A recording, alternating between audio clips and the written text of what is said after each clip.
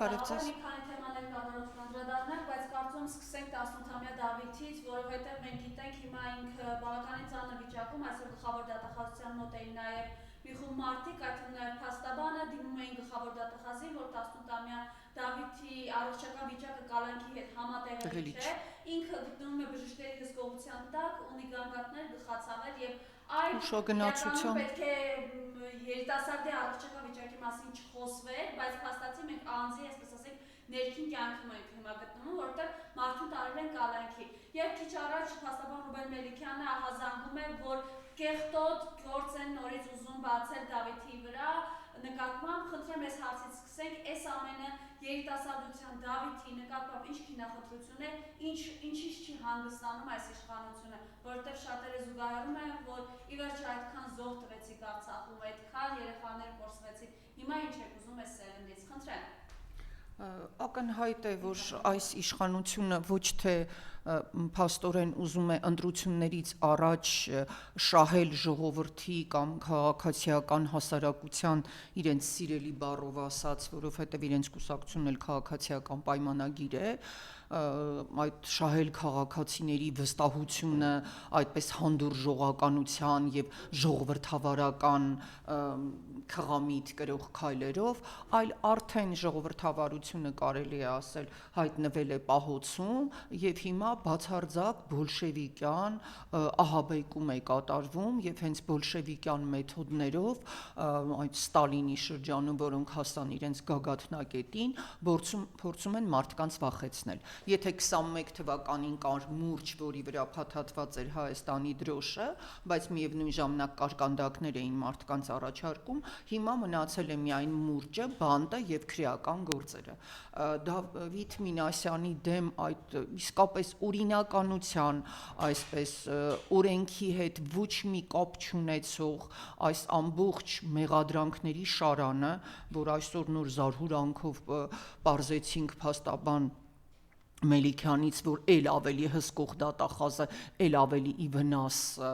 Դավիթ Մինասյանի նոր փաստորեն մեղադրանքներ է փորձում հարուցել, ապացուցում է, որ քաղաքացիական պայմանագիրը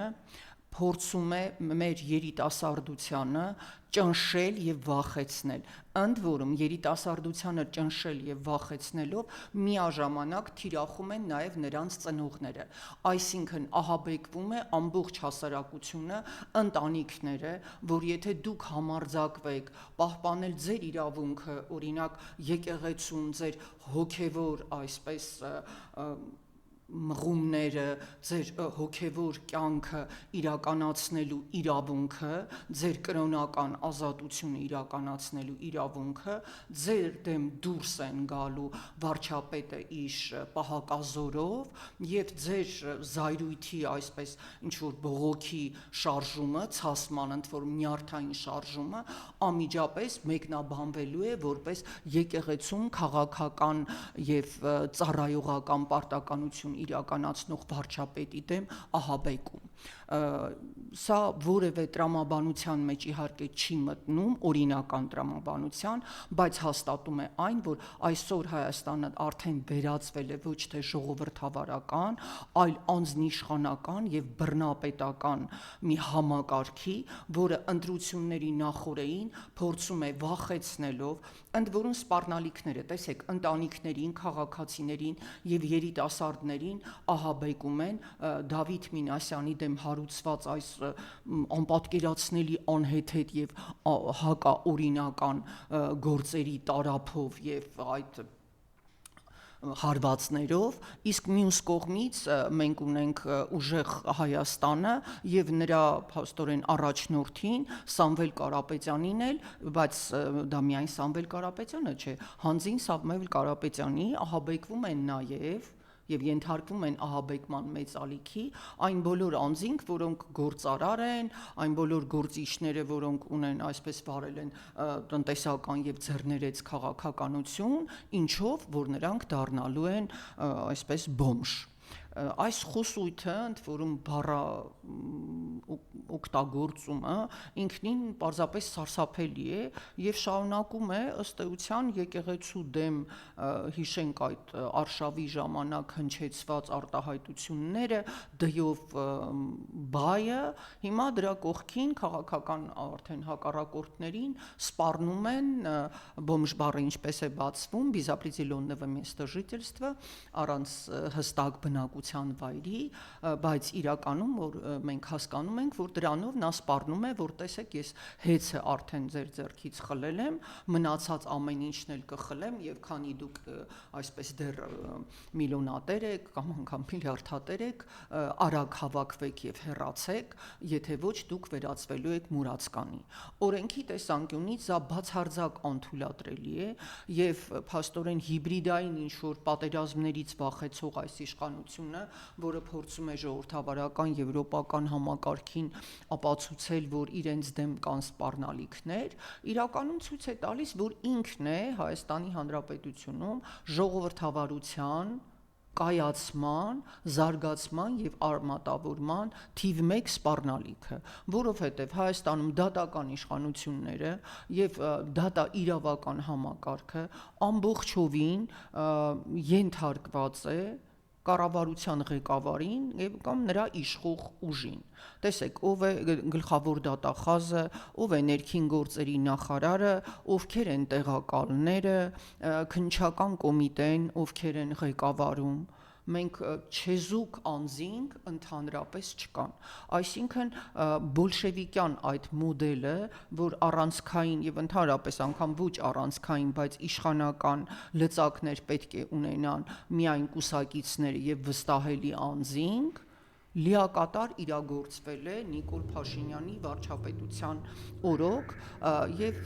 ցավալին ու սարսափելին այն է, որ գիտեք գլխավոր դատախազի պաշտոն իրականացնում է ըստ էության երիտասարդ կին, ներքին գործերի նախարարը եւս, բայց մենք ունենք առողջապահության նախարար կին, արդարադատության նախարար կին, կանանց կարծես տեսակարար կշիռը իշխանական կառավարական լծակներում մեծացավ, բայց դրանից համակարգը ոչ միայն առավել այսպես բարի մայրական եւ մեղմ դեմք չստացավ, այլ դարձավ առավել դաժան եւ անդառնալիորեն մեզ հեռացրեց ժողովրդավարությունից։ Ես զարմացած եմ պարզապես Աննա Վարդապետյանը ինչով է ղեկավարվում, չէ՞ որ ինքն էլ երեխաներ ունի եւ իրենք էլ հրաշալի հասկանում են, որ Դավիթ Մինասյանը ընդհանրապես որևէ սպառնալիք Նիկոլ Փաշինյանի համար իրենից չի ներկայացնում եւ նրա արարքների մեջ այո կար ցասում եւ զայրույթ ուղված այն անպատկերացնելի քայլերի դեմ, որ իրեն թույլ էր տալիս Նիկոլ Փաշինյանը իր ամբողջ այսպես թիկնազորի իր անվտանգության ծառայության աշխատակիցներով եւ այո անկանոն շարժումներ էր արել, ձեռքը բարձրացրել էր, բայց այդ վտանգը պարզապես անպատկերացնելի է այն վտանգի աստիճանի հանդեպ, որ իրենք են ստեղծել Դավիթ Մինասյանի առողջության եւ կյանքի համար։ Եթե Նիկոլ Փաշինյանին պաշտպանող անվտանգության աշխատողը այդպես անհանգստանում էր իր պաշտպանյալի առողջության եւ կյանքի անվտանգության հարցերով, ապա Նիկոլ Փաշինյանը իբրև վարչապետ ինչու չի անհանգստանում իր քաղաքացիների, ընդ որում նոր չափահաս դարձած 18 տարեկան Դավիթ Մինասյանի առողջության ու կյանքի համար։ Ինչու նրա անվտանգության համար ոչինչ չի արվում։ Եվ դատախազը, փաստորեն գլխավոր, ոչ միայն այն բողոքներից հետո, որ ինքը ստացել է, չի փորձում մեղմացնել, եւ ինչ մեղմացնել, խնդիրն այն է, որ ամեն ինչ տեղավորվի օրենքի տրամաբանության մեջ։ Ես օրինակ եւ հայ հասարակությունը ոչ մի ավել բան չի ուզում։ Ոչ ոք չի խնդրում, ենթադրենք, օրենքի վերազանցել եւ օրենքից դուրս քայլեր կատարել։ Ոչ պետք է պարզապես կատարել օրենքի պահանջը, իսկ այդ օրենքի պահանջով Դավիթ Մինասյանը չպետք է կալանավորվեր։ Իսկ այսօր նա ոչ միայն կալանավորված է եւ ուղակի զրկված է ծնողների մոր այցելությունից, որովհետեւ դրանք արգելված են, այլ հիմա նրա դեմ նոր մեղադրանքներ են հարուցվում եւ ըստ ամենայնի այդ ամենը կարող է տևել մինչեւ այսպես հունիսի 7-ը, որպիսի ահաբեկումը գնալով ավելի զգալի դառնա, որ դուրս մի եկեք որևէ հանրահավաքի, որևէ տեղ երբ տեսնեք Նիկոլ Փաշինյանին, արձանացեք, դարձեք աղիսյուն եւ կանգնեք, որովհետեւ հանկարծ կարող են մտածել, որ դուք ուզում եք նրան, չգիտեմ, հրել կամ ճնշել, բայց իր ամբողջ շրջապատը կարող է հրել եւ ճնշել մարդկանց, մոտենալ ատյան։ Ես հիշում կառավարության նիստից հետո այն անմիջական ճեպազրույցից հետո Նիկոլ Փաշինյանը հետաքրքրվում էր, թե որ օրենքում է գրված, որ ինքը իրավունք չունի մոտենալու ատյանին, բայց որ օրենքում է գրված, որ վարչապետը իրավունք ունի սկսված պատարագի ընթացքում մխրճվել եւ մարդկանց հրել իր թիկնապահների միջոցով եւ նետվել առաջ։ Եկեղեցին Իհարկե, եկեղեցին դա իր կառավարությունը չէ, դա կառավարության նիստ չէ, որտեղ իր ենթականերն են։ Եկեղեցում ինքը հավասար էր, սիրում է, չէ, Փաշինյանն ասել, որ ես շարքային հավատացյալ եմ։ Դե եթե շարքային հավատացյալ էր, ուրեմն ինքը իրեն պետք է պահեր որպես շարքային հավատացյալ։ Եվ տեսեք երկու Փաշինյանների միջև այդ տարբերությունը։ Եթե մետրոյում Մուսինյան Արմինեի եւ նրա որդու հանդեպ այդպիսի սպառնալի տոնով անարդար եւ դարձյալ թարապես անտրամաբանական մեղադրանքներ հեղող վարչապետը այսպես գտավ իր մեջ ինչ-որ քայլ կամ հնարավորություն հրապարակային ներողություն խնդրելու, չնայած սկզբից ասում էր այդպիսի բան անհնար է, բայց հետո ինչ տեղի ունեցավ, որ հիմա մարդկանց հրող եւ նրանց կրոնական իրավունքները ըստ էության սահմանափակող մարդը ոչ միայն պատրաստ չի ներողություն խնդրել այն բոլոր մարդկանցից, ում ինքը Սուրբ Աննա եկեղեցում ըստ էության ապրումներ, ծանր ապրումներ է պատճառել, այլ հակառակը ավելի է խստացնում, ավելի է դաժանացնում։ Երկու Փաշինյաններ, մեկը իրական Հայաստանից, մեկը երկրի հակառակ կողմից, մեկը այդքան հեշտ ներողություն է խնդրում, իսկ մյուսը ասում է չէ, ավելի շարունակեք։ Ի վերջո բոլորն են հասկանում, չէ, որ դժվար թե Աննա Վարդապետյանը ինքնին մշակի այդպիսի ահաբեկման ամբողջ մեծ ծրագիր քաղաքացիների եւ նրանց ծնողների, որ դա գալիս է մեկ կենտրոնից ու դրա մեջ կա նախընտրական տրամաբանություն։ Սարսափի մթնոլորտի ստեղծումը ինչ կապ ունի ընդհանրապես ժողովրդավարության եւ իսկապես խաղաղության հետ։ Խաղաղության մասին եւ անընդհատ պարբերաբար խոսող, դատողություններ կատարող, այն գաղափարով հպարտացող Փաշինյանը, որ ինքը կրթվում է, կառավարման ակադեմիա է գնում եւ այլն, այդ կառավարման ակադեմիայում իրեն չեն ասում, որ գիտեք, ահաբեկումը, հարձակումը պաշտպանության լավագույն միջոցը իրականում բնավ չէ եւ հատկապես նախընտրական շրջանում, այլ ընդհակառակը բոլորովին այլ ազդեցություն կարող է գործել։ Ընդ որում ուզում եմ նշել, որ այս ընտրություններին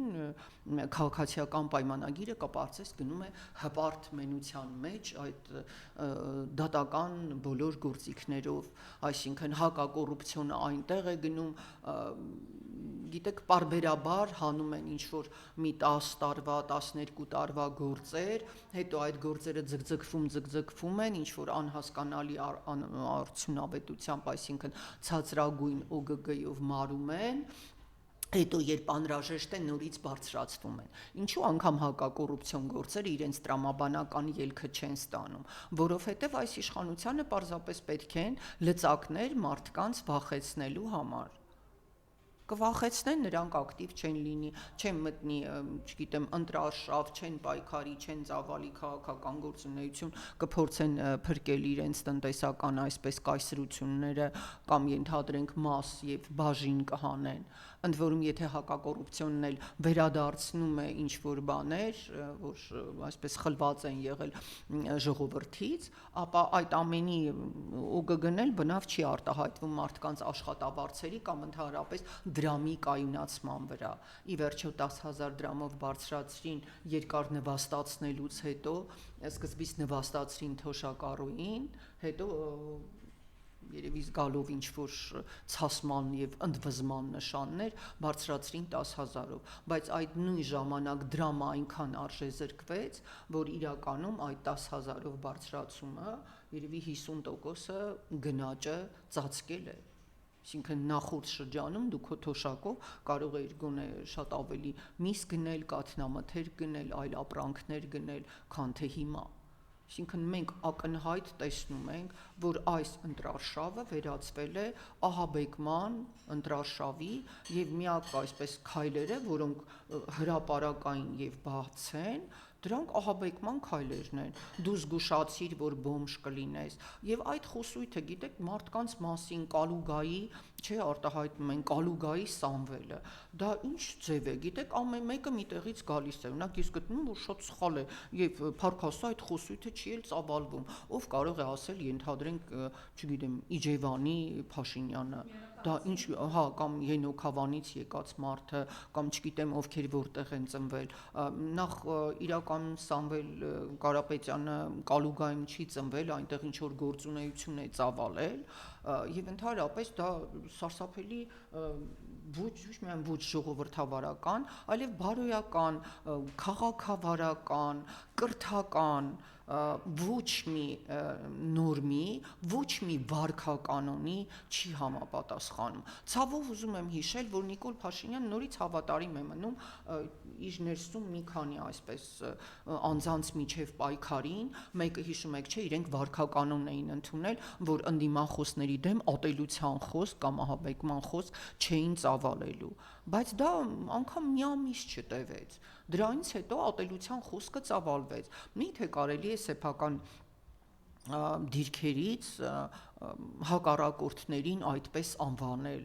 նշել նրանց, չգիտեմ, ինչ որտեղից լինելը կամ ինչ որտեղ գործունեություն ծավալած լինելը։ Ինչ է ենթադրենք Կալուգային գործունեություն ծավալելու մեջ որևէ վիրավորական բան կա։ Իրականում ոչ, բայց երբ դու մարդուն այդպես կոչում ես, դու իրականում ցույց ես տալիս քո ներքին իրոք վախը եւ քո ներքին, գիտեք, չարությունը քաղաքացիների հանդեպ այդ անհանդուրժողականությունը։ Այսինքն ժողովրդավարության քղամի թակած Փաշինյանը չի կարողանում իր քաղաքական հակառակորդներին գոնե այսպես ոչ բացահայտ բանավիճել նրանց հետ, այո, ընտրական շրջանում, նախընտրական շրջանում բոլորը բանավիճում են, միմյանց սխալներ են բացահայտում, չափազանցնում են այդ սխալները,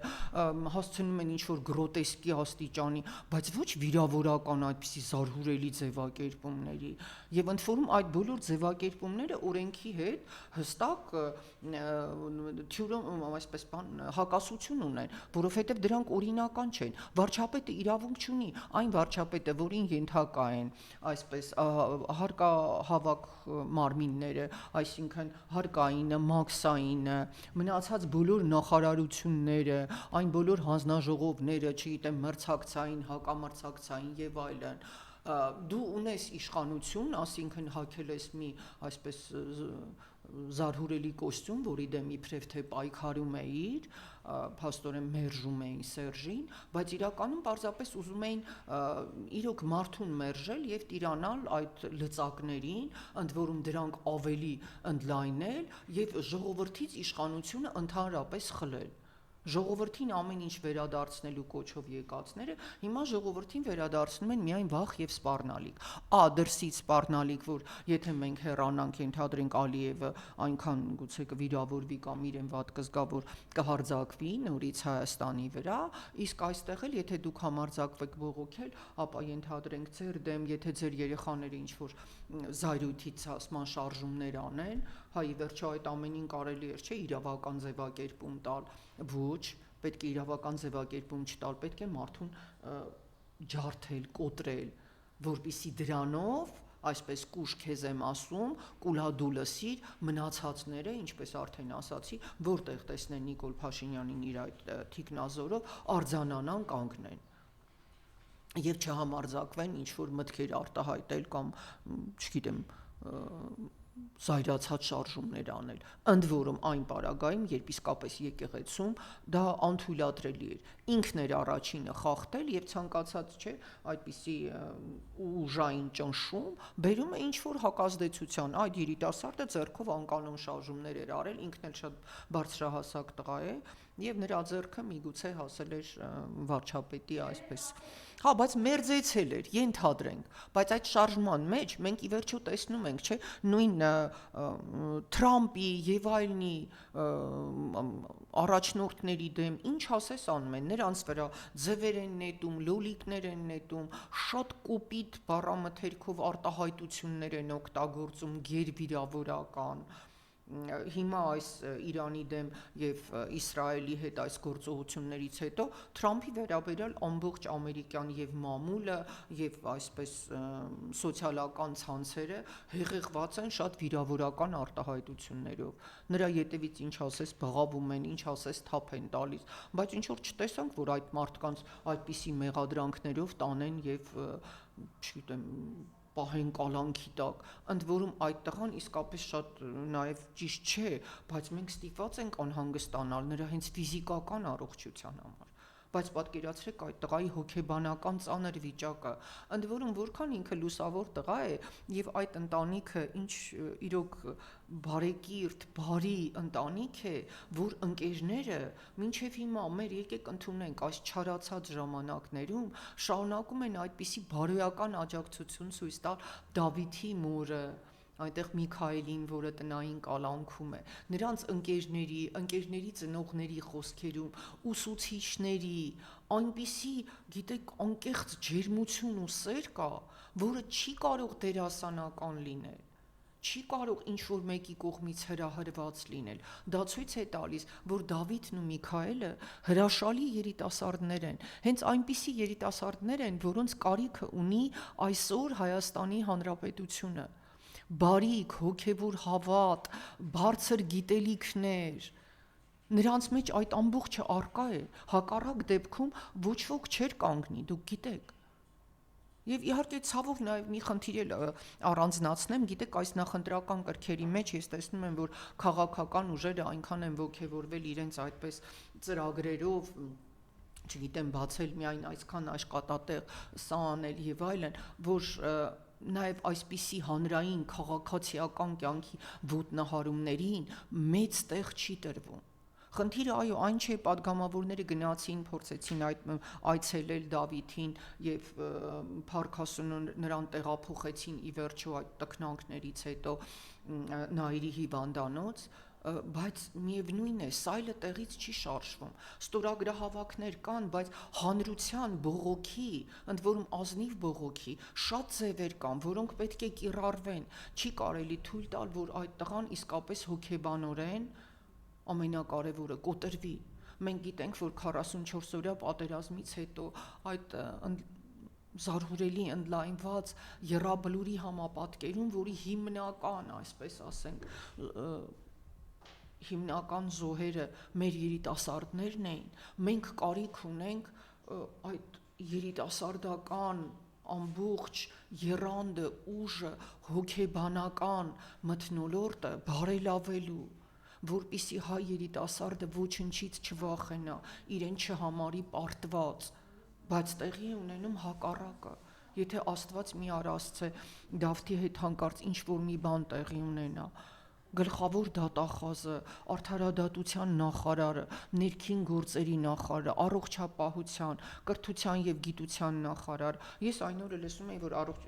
ազգային ժողովում թույլ չտվեցին Ժաննա Անդրեասյանին արտահայտվել այդ հարցի վերաբերյալ, բայց դրսում ինքը պատասխանեց, ասաց, որ անգամ կաշխատեն արագ արձագանքել, որովհետեւ իրենց դիմել էին, չէ, որ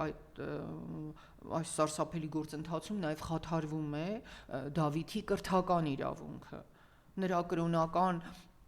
ազատության իրավունքը ոտնահարված է, իսկ հիմա ավարտական դասարանում գտնվող տղայի կրթական իրավունքը ոտնահարված է։ Ժաննա Անդրեասյանը խոստացավ ինչ-որ բան անել։ Մենք ունենք ՄԻՊ, որը էլի կին է, Անահիտ Մանասյանը։ Գիտեք, նոր անցավ մայրության եւ գեղեցկության այդ տոնը։ Միթե մարդկանց սիրտը այդքան քարացել է, սա ինչ պատժամիջոցներ են, ինչ ահաբեկման մթնոլորտ է, չգիտեմ, եւ գիտեք, այս նույն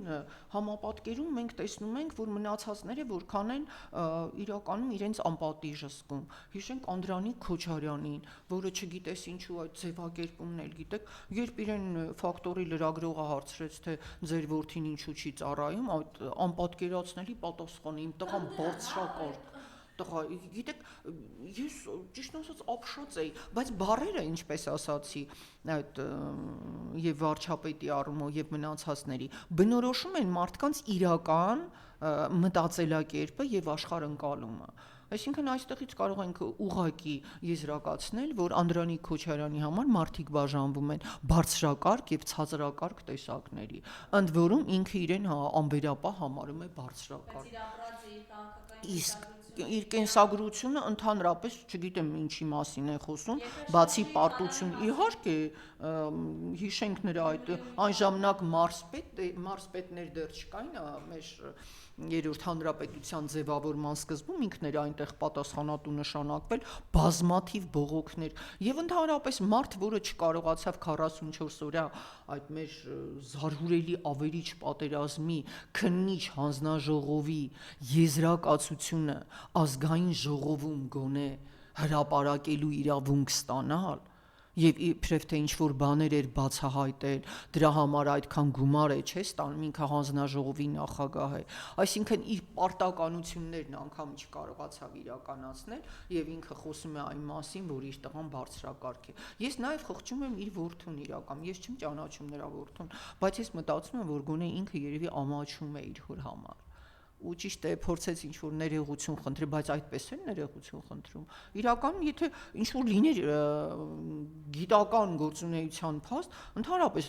ինքը կարող էր բացատրել, ասել դիցուք իր որդին գիտնական է կամ ինչ-որ բան ասել, առողջական, եւ սպառնում էր ընդ որում լրագրողին։ Այն լրագրողին, որը բարձրակարգ լրագրողական գործունեություններ հետաքննական իրականացնում, սպառնում էր, թե ինքը կգնա կպարզի, թե ինչ այսպես բժշկական ցուցումներով նա բանակում չի ծառայել։ Եվ ընդ որում ասեմ ամենազարհուրելին, ես մամուլից կարդացի, իհարկե մամուլով եմ ծանոթացել դրան, որ պարզվեց, որ Անդրանիկ Քոչարյանի որդին ոչ թե գիտական նվաճումներով, այսինքն գիտական ոլորտում առաջընթացով, այլ ինչ-որ առողջական խնդիրներով է բանակից ազատվել։ Քավլիցի ես հեռու եմ եւ չեմ պատրաստվում ինչ-որ եզրակացություն անել, որ այդ ամենը այնքան էլ ճիշտ չի եղել։ Այո, մարդիկ, ովքեր ունեն առողջական խնդիրներ, նրանք չպետք է ծառայեն բանակում, նրանք կարող են ծառայել Հայաստանի Հանրապետությանը բոլորովին այլ ոլորտներում։ Բայց դա ինչ անպատժելիության, ինչ նսեմ վերաբերմունք է, ձևակերպում է բարձրակարգ։ Այդ մարդը իսկապես մտածում է, որ ինքը բարձրակարգ է։ Իհարկե, հասարակության բանակի եւ ընդհանրապես հայ մարդու հանդեպ, այսինքն նա ով բարձրակարգ չի, ինքը պետք է իրականում գնա բանակում ծառայի եւ դա ասում է ով մարդ, որը ղեկավարում է պաշտպանության բանակի անվտանգության հարցերի հետ կապված հանձնաժողովը։ Ես կարծում եմ շատ ճիշտ է այդ նախաձեռնությունը, որը ես սոցիալական ցանցերում եմ տեսնում։ Ես թափես կարծում եմ մեր քաղաքացիական հասարակությունը հիմա կայանալու վերջապես շատ դժվարին, գիտեք, գողգոթա անցնելու ճանապարհով հնարավորություն է ստացել։ Մենք ամեն քայլափոխի, այո, հանդարտ օրինական մեթոդներով պետք է բացահայտենք այդ բոլոր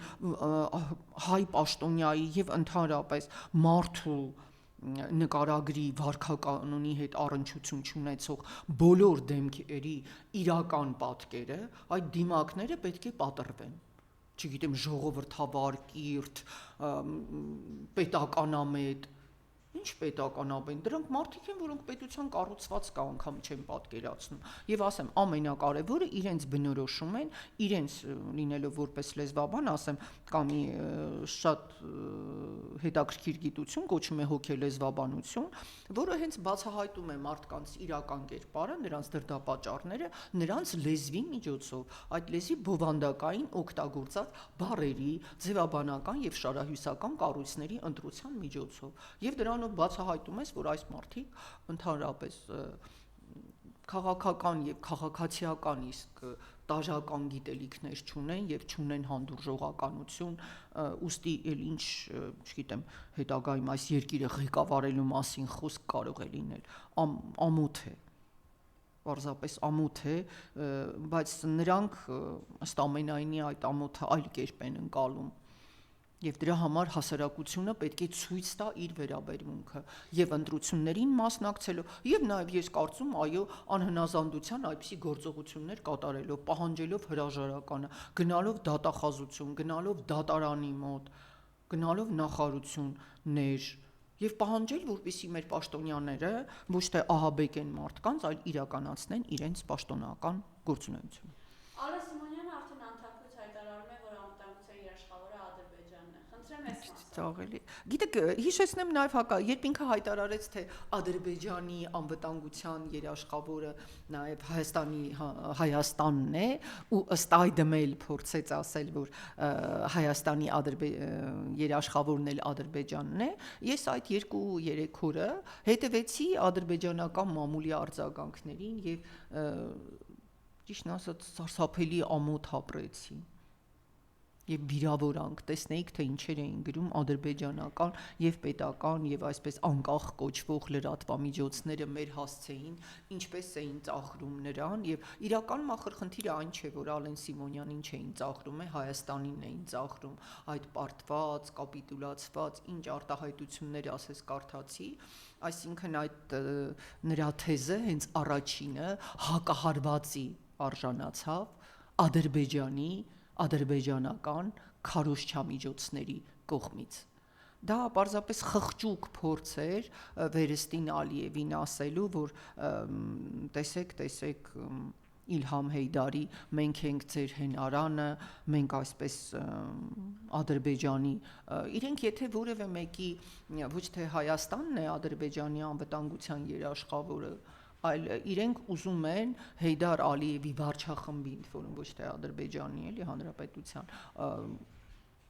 բոլոր գործերը արդարացնողի եւ բոլոր գործերի այսպես հաջողությունը երաշխավորողի դերում լինեն եւ հույս ունեն որ Իլհամ Ալիևն էլ կլինի իրենց իշխանության այսպես շարունակականության երաշխավորը այսինքն մարդիկ իրենց իշխանության շարունակականությունը կամ իրենց իշխանության անվտանգությունը շփոթում են պետության անվտանգության հետ Եվ այդ անհեթեթ ձևա մենք դարձել ենք պարզապես համընդհանուր գիտեք հումորի եւ ծաղրի իրական դա հումոր էլ չէ ծաղրի առարկա ամեն տեղ մնացած պետությունների բոլոր ղեկավարները եւ առաջին իհարկե Ադրբեջանի կառույցները մեզ ծաղրում են Հայաստանի անվտանգության երաշխավորը նախ ինքը պետք է Հայաստանի իշխանությունը լինի դա իհարկե ինչպես ասեմ, աքսիոմատիկ ճշմարտություն է, բայց դրա փոխարեն մեզ փորձում են մատուցել այդ կեղծիքները, թե իբրև թշնամական պետությունը, որտեղ հակահայ քարոզչությունը անպատկերացնելի չափերի է հասել, որտեղ Բաքվի բանտերում շարունակում են խոշտանգել մարդկանց միայն այն բանի համար, որ իրենք պաշտպանել են իրենց հողում ապրելու եւ հայ մնալու իրավունքը խոսել որևէ երաշխավորության եւ որևէ անվտանգության ինչ որ առասպելական խաղաղության մասին ծիծաղելի է հենց իրենք ուզում են որ Հայաստանը անխաղաղ լինի եթե պատկերացնենք թեկուզ առասպելական օրինակ Նիկոլ Փաշինյանը որոշեր որ բաց են թողնում Դավիթ Մինասյան ասում են դե լավ ինքը խոստովանում է որ գուցե իր թիկնազորի անդամները այսպես հրել են, չգիտեմ, եւ այլն գտնում իր համար բարենպաստ ձևակերպումներ, բայց այսպես հայտարարում է, որ Դավիթ Մինասյանի հանդեպ քրեական գործը դադարեցվում է, որպես այսպես ձևակերպենք բարի կամքի դրսևորում, բայց դա տեղի չի ունենում, ընդհակառակը տեղի ունեն դաժան կամքի դրսևորում։ Եվ ամեն կերպ մեզ ուզում են ասել, որ մենք ինչ կուզենանք, ենթադրենք դա էլ կանենք, ձեզ թույլ չենք տա եկեղեցում ձեր տեղում կանգնել, որովհետև այդ եկեղեցին էլ մերն է, բայց եկեղեցին իրենցը չէ, եկեղեցին ընդհանրապես դա համահայկական եւ հոգեվոր տարածք է, որտեղ չեն գործում գործադիր իշխանության կանոնները, որտեղ չկան վարչապետեր, նախարարներ, անվտանգության աշխատակիցներ, այնտեղ կան միայն շարքային հավատացյալներ, որոնք որքան նրբավար են, այդքան ավելի մոտ են Աստծուն։ Այսինքն մենք իսկապես մոտենում ենք այն կարևոր գաղափարին, ես ասեմ միասին շարժումը, որ նաև ես ներկայացնում եմ, մի հուշագրի նախագիծ է առաջարկել, գոնե այդ նախագծի շուրջ մենք հույս ունենք հավաքել ընդդիմադիրներին եւ ձևավորել փոխըմբռնում այն գաղափարի, որ սրանք սովորական, հունիսի 7-ի ընտրությունները սովորական ընտրություններ չեն։ Սա գոյաբանական, գաղափարական երկու տարբեր Հայաստանների ընտրություններ են, այսինքն ընդդեմ բռնատիրական, ոչ ժողովրդավարական, հակաժողովրդական կառավարման մեթոդի դուրս են եկել այն ուժերը, որոնք իսկապես ուզում են իշխանությունը փորձում են վերադարձնել ժողովրդին։ Եվ նաև վերջին հարց գալով մեր ռազմաքաղաքական գործիչների, որոնք գերության մեջ են Բաքվի բանտերում, այլևս հստակ է նաև միջազգային կրոնական կազմակերպությունների հայտարարությամբ հանդես եկել։ Խնդրեմ ես մասով ձեր տեսակետը, որքան է սրանք փորձ են մոռացության մատնել մեր ռազմագերիներին, բայց կա այս իրողություն։ Այո, այս ամբողջ, գիտեք, ահաբեկման մթնոլորտում եւ մեր գերիներին մոռացության մատնելու, իրականում նրանց ուրանալու, այո, Հայաստանի Հանրապետության քաղաքացիներին ուրանալու այդ ճիքերին հակառակ եւ Արցախի հարցը նաեւ փակելու իբրև Արցախյան շարժման վերջը այդ գուժողներին պետք է ցույց տալ, որ ընդհակառակը եւ միջազգային հանրությունը եւ հայ հասարակությունը առավել, գիտեք, մեծ եռանդով ոտքի է ելնում եւ գտնվում են անընդհատ նոր այսպես եղանակներ, որոնց միջոցով մենք կարող ենք մեր արդար դատը իրականացնել։ Հիմա չէ երաշխավորող պետության այսպես որոնման գործընթացը հասել է նոր մակարդակի, մեր գերիների իրավունքները պաշտպանող եւ Արցախյան իշխանության շատ ներկայացուցիչներ, հիշում ենք Շվեյցարիայի դեսպանատան մոտ համապատասխան դիմումներ էին ներկայացրել, մեր շատ սփյուռքյան կառույցներ աջակցում են դրան եւ ոչ միայն սփյուռքյան, այլև միջազգային շատ իրավապաշտպաններ են միացել այդ գործընթացին եւ իսկապես հնարավոր է դառնում այդ երաշխավոր պետության ընտրության հարցը, որը կլինի չեզոք պետություն, դրա այսպես օրինակներից մեկը ենթադրենք Շվեյցարիան է, եւ նրանց միջոցով մենք կկարողանանք ցույց տալ Ադրբեջանին, որ որքան էլ իրենք նավթ ունեն, գազ ունեն կամ ենթադրենք քաղաքացիական պայմանագրի ջերմ եւ բարյացակամ վերաբերմունքը ունեն, միևնույն է իրենց հանցագործությունների վրա ոչ ոք աչք չի փակելու։ Ներկա իշխանության այդ բարյացակամությունը Իլհամ Ալիևի հանդեպ, որը թելադրված է, չգիտեմ, վախով թե ինչ որ այլ գործոններով, բոլորովին չի նշանակում, որ միջազգային հանրությունը ներելու է Իլհամ Ալիևի վարչակազմին մեր գերիների հանդեպ այս ապօրինի դատաստան կատարելը։ Ես համոզված եմ, որ հունիսի 7-ից հետո առավել մեծ եռանդով եւ մինչ այդ էլ մենք կարողանալու ենք չնայած Կարմիր խաչի այդ փակումից հետո Ադրբեջանում մեր հնարավորությունները գերիների վիճակի մասին տեղեկություններ ստանալու պակասել են, բայց դրան զուգահեռ նաև մեծանալու է եւ մեծանում է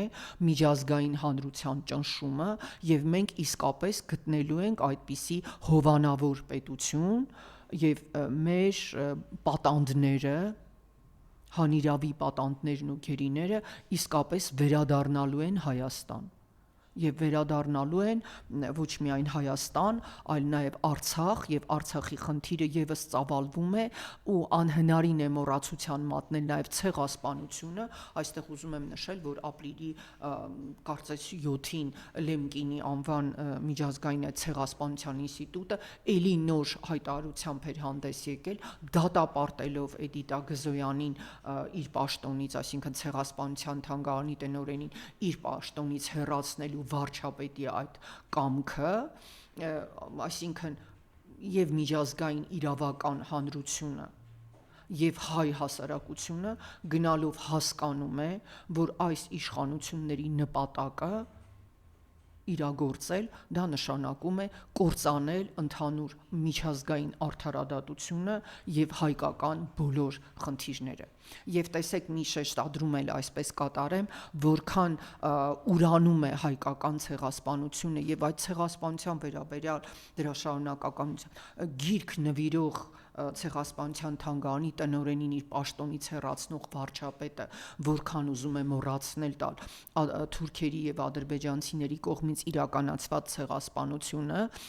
մեր բնիկ հայկական տարածքներում այդքան մեծանում է թյուրք-ադրբեջանական այդ զառանցական բանդագուշանքը, թե հայերը ցեղասպանություն են գործել։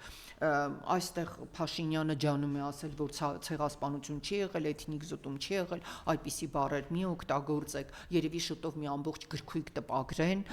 թե ինչ բառեր չի կարելի արտասանել։ Այնտեղ Արցախն է, Քարվաճարն է, Քաշաթաղն է, Կովսականն է, նաև երևի կարող է շուտով հայտնվի Սևանը, էթնիկ զտումն է, ցեղասպանությունն է, մեզ անհեթեթ բաներ են ասում, թե դուք չգիտեմ, այնտեղ պանդուխտի կարգավիճակով եք ապրում եւ այլն։ Պանդուխտը իրականում իրենք են։ Բայց ադրբեջանցիները, որքան Նիկոլը ջանում է փակել եւ ասել, որ ցեղասպանություն չի եղել, այդքան նրանք ակտիվացի, երբևէ Ադրբեջանը չէր համարձակվել եւ Թուրքիան էլ այդպես թակույց չէր նպաստել նման հայտարարություններին, թե հայերը ադրբեջանցիների ցեղասպանություն են գործել։ Նրանք իրենք կեղծ փաստաթղթեր, կեղծ թղթեր են պատրաստում, դնում շրջանառության մեջ, իսկ Նիկոլ Փաշինյանը երևի շուտով կարգելի նաեւ այդ ցեղասպանության մասին գրքերը, բայց ի վերջո գիտեք այդ Հիտլերի ձախորդ փորձը, որ ինքը այրում էր ենթադրենք ցախ գաղափարական կամ հրյաներին վերաբերող գրքերը, հրյա գրողների գրքերից խարույկներ էին վառում, փորձը ցույց տվեց, որ այդպիսի խարույկները, այդպիսի արգելքները բացարձակ չեն գործելու։ Եվ իրականությունը տեսնում է ոչ միայն հայ հասարակությունը արդեն, այլ նաև միջազգային հասարակությունը եւ նաև սփյուռքյան կառույցները։ Զահրե Սինանյանի այս խառնվելը ցույց է տալիս, որ սփյուռքյան կառույցները գնալով շատ ավելի եռանդուն լցվում են մեր Բաքվի բանտերում տարապող